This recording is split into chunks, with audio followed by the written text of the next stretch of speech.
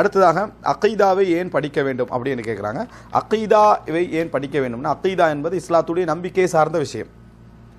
இஸ்லாத்துடைய நம்பிக்கை சார்ந்த விஷயம் சீர் செய்யப்படாமல் ஒருவர் வணக்க வழிபாடுகளில் இபாதத்து விஷயங்களில் எவ்வளோ கவனம் எடுத்தாலும் கூட அவர் வழி தவற வாய்ப்பு இருக்குது. ஒருத்தர் நல்ல வணக்கசாலியாக இருக்கிறார், நல்ல இபாதத்தாலியாக இருக்கிறார், தான தர்மம் செய்யக்கூடியவராக இருக்கிறார். ஆனால் நம்பிக்கை என்பது எதோடு சம்பந்தப்பட்டது? உள்ளத்தோடு சம்பந்தப்பட்டது.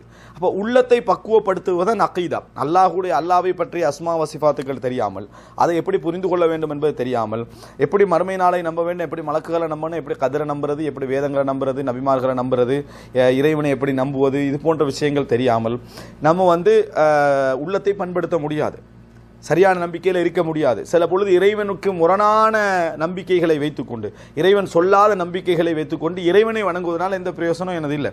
எனவே அகீதா என்பது பிரதானமானது, எங்கள் நம்பிக்கை சார்ந்த ஒரு விஷயம். அது அல்லாஹ்வே குர்ஆனில் என்ன சொல்றான்னா, ரசூல் ஸல்லல்லாஹு அலைஹி வஸல்லம் அவர்களை பார்த்து ஃபஅலம் அன்னஹு லா இலாஹ இல்லல்லாஹ், அதாவது முதலாவது அல்லாஹ் தஆலா சொல்ற அந்த கட்டளையில் ரசூல் ஸல்லல்லாஹு அலைஹி வஸல்லம் முதலாவது என்ன சொல்றா?